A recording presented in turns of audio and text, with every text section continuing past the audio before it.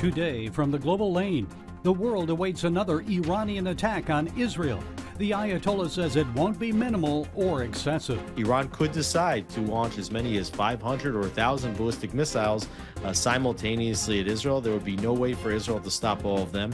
And they could also decide to target civilian infrastructure instead of military infrastructure, which could potentially harm thousands, if not tens of thousands, of Israeli civilians. Institutionalizing socialism. American bureaucrats transform America. Politicians come and go. Bureaucrats are forever. The socialist left doesn't need to build a big government. A big government now just exists. The U.S. Supreme Court hands Virginia and Governor Youngkin a voter roll victory. How the decision preventing non-citizens from voting may affect other states. Ultimately, it sends a larger message to other states that you better clean up your voter rolls. Are you stressed out over the upcoming presidential election? No worries. God's got this, and He's given us the perfect guidebook for America's future. And it's all right here on the Global Lane. The ball is in Iran's court. What will the Islamic Republic serve up? And will the Ayatollah strike Israel before the U.S. presidential election, now less than 1 week away? Jewish News Service Jerusalem Bureau Chief Alex Trayman joins us from Jerusalem. Alex, everyone in the Middle East is watching to see how Iran will respond to Israel's retaliatory strike, but with its missile production facilities and air defenses damaged, their capabilities are limited. So how will Iran likely respond? Well, while Israel took out some of the missile production capabilities and also took out air defenses, Israel did not take out the existing caches of long-range missiles. So there is an estimate that Iran has as many as 2,000 to 3,000 ballistic missiles that it could launch at Israel. And so far, it has launched about 300 of those ballistic missiles. They saw in the last attack that they were able to almost overrun the missile defense systems. Israel did intercept many of those missiles, even most, but many of them got through. As many as 30 reported to have hit one of Israel's major Air Force bases in the south, although not doing significant damage.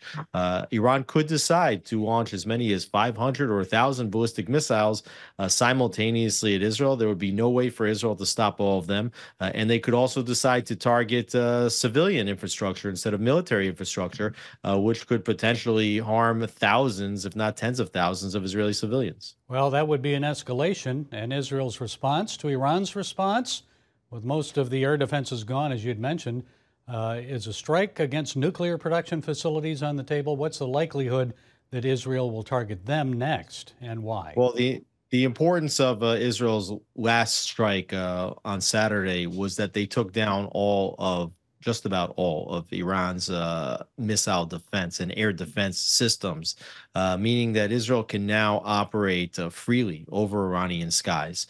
And they also indicated with their last strike that they are aware of all of the major strategic targets. And so it was a first strike and done in such a way to allow Iran the choice as to whether to escalate.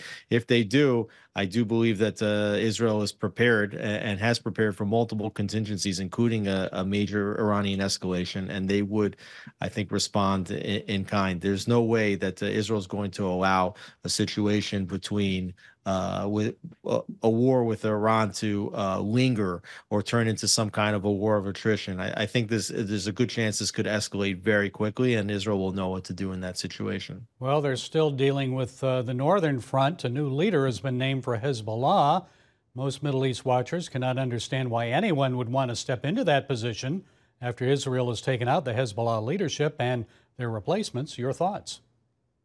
Well, whoever's the replacement is already high up on the list of Hezbollah leadership, and it was probably already high on Israel's list of targets. But there are people that are ideologically committed to this cause. If there was no ideological commitment to destroying the Jewish state, you would have seen many more Hezbollah operatives and Hamas operatives surrendering or just laying down their arms and stopping the fight. There could be a ceasefire at any moment with a Hezbollah surrender, with a Hamas surrender.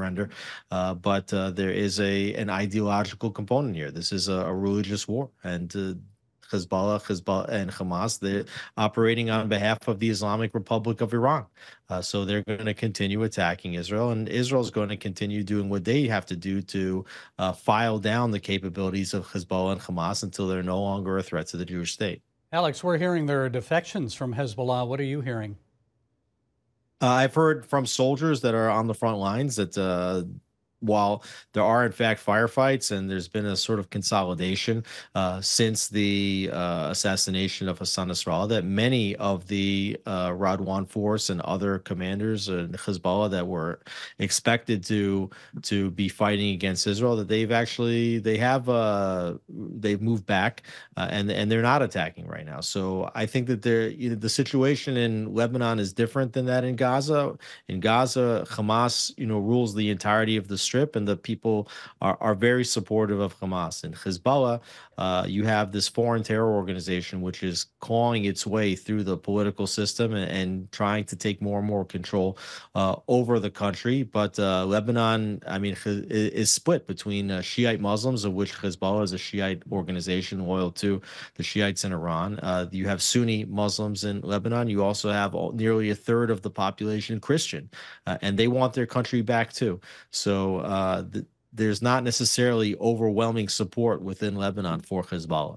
And the Israeli Knesset just banned UNRWA, the United Nations Works and Refugee Agency, from operating in Israel. Explain for our viewers why. What does this mean? Well, UNRWA is the #1 employer in the Gaza Strip. UNRWA runs most of the school systems in Gaza, in Judea and Samaria, commonly known as the West Bank, even many schools in Jerusalem. And there are primary inciters to violence, the Palestinian school system. They have been perpetuating the Palestinian conflict by perpetuating the refugee situation of Palestinians. So you have now Palestinians which claim to be refugees from the war in 1948 that are living in the same country they claim to be refugees from.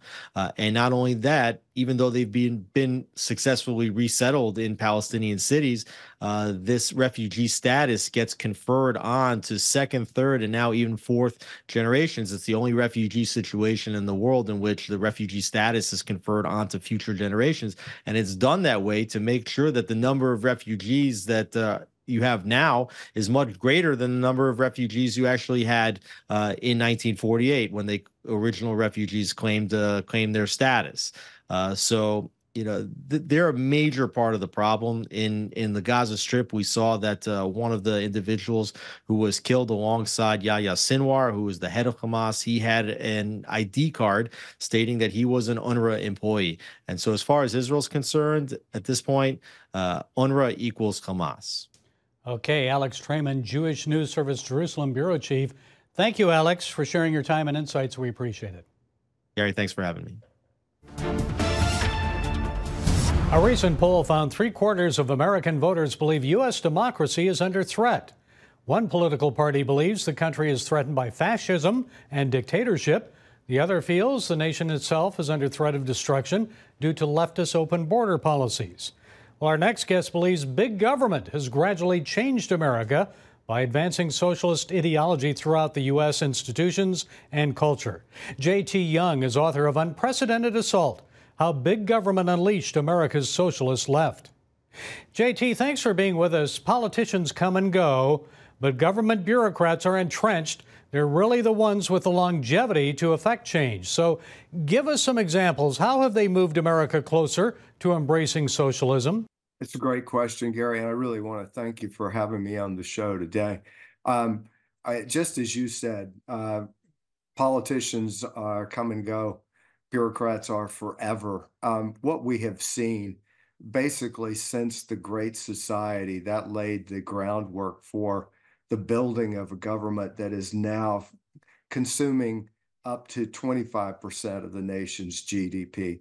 The socialist left doesn't need to build a big government. A big government now just exists. So really all they have to do is move that government into policy areas that favor their policies. And in confluence with that, we see a current administration that is seeing their base eroded, and they are now completely dependent on the left in general And the socialist left has been ascendant within that left. And this didn't happen overnight. Many people think it started with Barack Obama, but you believe the transformation began long ago. So tell us about that. Well, you can find precedents all the way back to the New Deal. I would not say that that's when big government started, but certainly when we laid the groundwork that we made an entitlement program permanent. For the first time during the New Deal, we got Social Security, which made entitlements permanent in respect that now everyone who is entering the workforce in qualified areas were going to be part of a permanent entitlement program. And we also saw the income tax via the payroll tax used to fund this. So those were two huge precedents, but what they were really capitalized on is in the Great Society with Lyndon Johnson, where we got Medicare, Medicaid, then welfare, as well as other programs. And of course, the payroll tax was also expanded at the same time. So then following that, as you mentioned, certainly with Barack Obama, the government had already grown to a great extent. But over the 6 decades from when the Great Society started to now, we've just seen a steady increase in that government. Donald Trump believes he can save America from socialism. So how can we do that when the bureaucracy is so entrenched? You can appoint leaders of change, but if the people under them slow down executive actions and resist policy changes, how can the country reverse course? It's a great question. And obviously, we heard during President Trump's first term, complaints about the deep state. But I do think that there are ways that you can take action to roll this back. Certainly, obviously, we need to review the programs themselves. I think in general, we need to take these entitlement programs and the social safety net back to its original intent. I don't think any conservatives are talking about ending a social safety net, but the social safety net was never meant to be permanent and a way of life, sadly, for too many people, which then traps them as clients of these programs and never really allows them to advance. So I think a thorough review of existing programs, the same would apply to regulations, which are just invisible taxes. So what else needs to be done to return to McCarthyism, weeding extremists out of government? Leftists say Donald Trump wants to round up his political opponents on the left and imprison them. Certainly you're not suggesting that. Wouldn't that threaten democracy? No, of course not. I mean, of course, we're not. No one is suggesting that, and I would think that what we're really wanting to see is a thorough accountability of where government money is going. I mean, we're running deficits that are now close to $2 trillion a year, and I don't think it's unreasonable to hold accountable people who are receiving that money as to where the money's going, what it's being used for, how it's being used.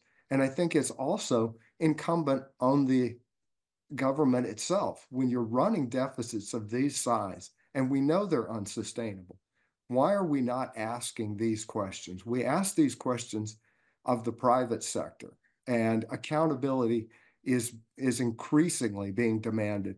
But we don't see the same thing on the public sector. And I think it's well past time that accountability is being required of people who receive government money. Okay, the book is Unprecedented Assault: How Big Government Unleashed America's Socialist Left. J.T. Young, thank you for joining us. Thank you so much, Gary, for having me. Secure the vote. Republicans and other groups in U.S. battleground states have filed more than 100 lawsuits in hopes of bringing vote integrity to the election process. Many of those suits, like the appeal of the Commonwealth of Virginia, the one that they just won on a 6-3 vote at the U.S. Supreme Court, concern ineligible voters.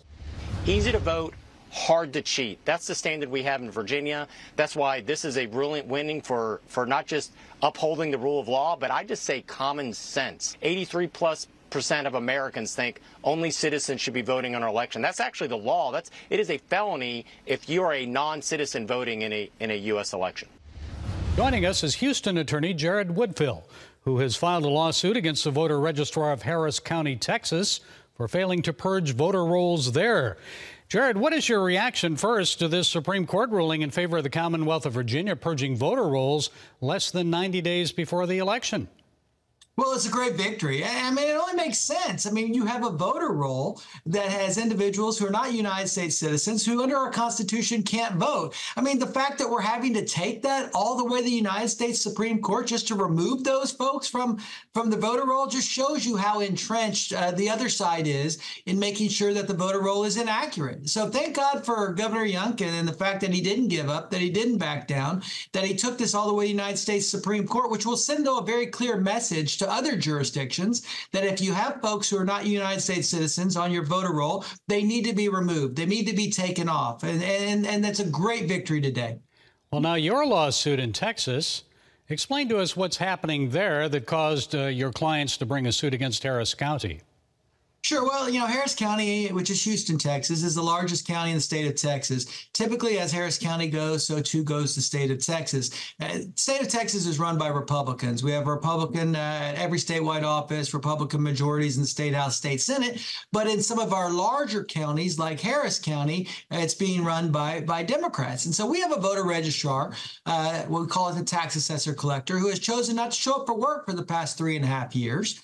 And the Texas election code says that every single month you have to take your voter roster, bounce it up against what's called the National Change of Address List, where it'll identify who has moved and no longer lives at the location that is shown on the voter registration card. Unfortunately, our voter registrar has chosen not to do this on a monthly basis. And as a result of that, we have identified over 500,000 individuals who arguably aren't allowed to vote in Harris County. And so that's the subject of the lawsuit, to force our voter registrar to follow the law, to remove those individuals or put them on a suspense list who have moved or no longer live in Harris County or the state of Texas. Well, we know that Texas is housing tens of thousands of illegal immigrants. So how many do you expect will vote in the election?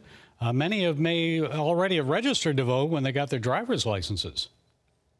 Well, you know, that's a great question. And as part of our universe, we've also identified individuals who are on that list that are not here legally. We've identified individuals that are dead, that shouldn't be on the voter roster. And now, of course, individuals who no longer live in the state of Texas. So right now we're monitoring it on a daily basis. So when this early voting period is over, we'll be able to identify and challenge every single individual who shows up on our list, on our database, that falls into one of those categories. Unfortunately, I think it's going to be a lot larger number than we would like. Well, what do cases like the Virginia win at the Supreme Court then mean for election integrity? Well, I think it's huge. I mean, it sends a very clear message that the United States Supreme Court is concerned about voter rolls or voter rosters to make sure they're accurate. Because the only way, or one of the main ways that voter fraud occurs is you have an inaccurate or illegal voter roll or voter roster. You can only commit the voter fraud when you have a roster that is incorrect. So it's so important in order to maintain the integrity of our elections to make sure at that starting point, at that voter roster, that it's accurate and correct. And unfortunately, too many people fight against that. I mean, it seems to make sense that every American, every Texan would want the voter roll and the voter roster to be accurate, correct. They wouldn't want illegal votes to be being cast, because if an illegal vote is cast, then that cancels out or disenfranchises a legal vote. And so that's why it's so important that we take a stand, not just in Harris County, not just in Virginia, but all across the country to make sure that voter rolls in every single county, in every single state are accurate. Well, what will that Supreme Court decision then mean for the other lawsuits? There are about 100 of them underway right now. Well, I think it sends a very clear message that the Supreme Court is taking this issue very seriously, and that if there are issues with the voter roll, that needs to be dealt with by the respective authority, whether it be the Secretary of State for that state, whether it be a voter registrar or a county elected official, that you do have to take it seriously and that you do have to act promptly. Because in the Virginia case, of course, there was a lower court that said the governor could not purge those names or remove those illegal names. That particular order was stayed by the Supreme Court in a 6-3 decision recently. And so it's a huge win. And I think ultimately it sends a larger message to other states that you better clean up your voter rolls. And when they're challenged, to lower court judges that something needs to be done. Okay, Houston attorney Jared Woodfi, thank you for setting us straight today. We appreciate it. Thank you for having me. It's a pleasure. If you're feeling despair over the presidential election, there is good reason for it. One candidate promises to bring joy to America, yet her campaign is predominantly focused on demonizing her opponent. The other candidate claims he'll fix the country. But from my 50 years of reporting on politics, I can tell you that only God can truly heal what troubles America. So if you're wondering where God is as Harris and Trump battle for what they consider the most important election in our nation's history, know that God is busy at work. Spiritual revivals are breaking out in prisons and on college campuses. The ministry God Behind Bars introduced CBN News to Daniel, a former gang member who left drugs and a Satanist cult after discovering Jesus in jail. The Lord did many signs, wonders, and miracles. But I mean, I've seen the glory of God. There's nobody greater, nobody more powerful, nobody more dangerous. So it's good when you need a warrior on your side. He's a man of battle for real. The ministry God Behind Bars reports that back in May, 25 men at a maximum security prison in South Dakota accepted Christ and were baptized. Earlier this month, 1,000 students made decisions for Christ during a Unite Us event at the University of Florida. Gators love water, right? About 200 students were spontaneously baptized in a nearby lake. God is changing lives on college campuses and in prisons. He can also change your life. All you need to do is pray and ask Him. 2 Chronicles 7:14 says, "If my people who are called by my name humble themselves and pray and seek my face and turn from their wicked ways, then I will hear from heaven and will forgive their sin and heal their land." So no matter the outcome of this presidential election, remember that God is still in control. He will have His way, and He has given us a fix-it manual for America. If we open our Bibles, sincerely repent and pray, and ask Him to restore peace to our lives and unity to our land, He will. And unlike politicians, God's promises will never be broken. Well, that's it today from the Global Lane. Until next time, be blessed.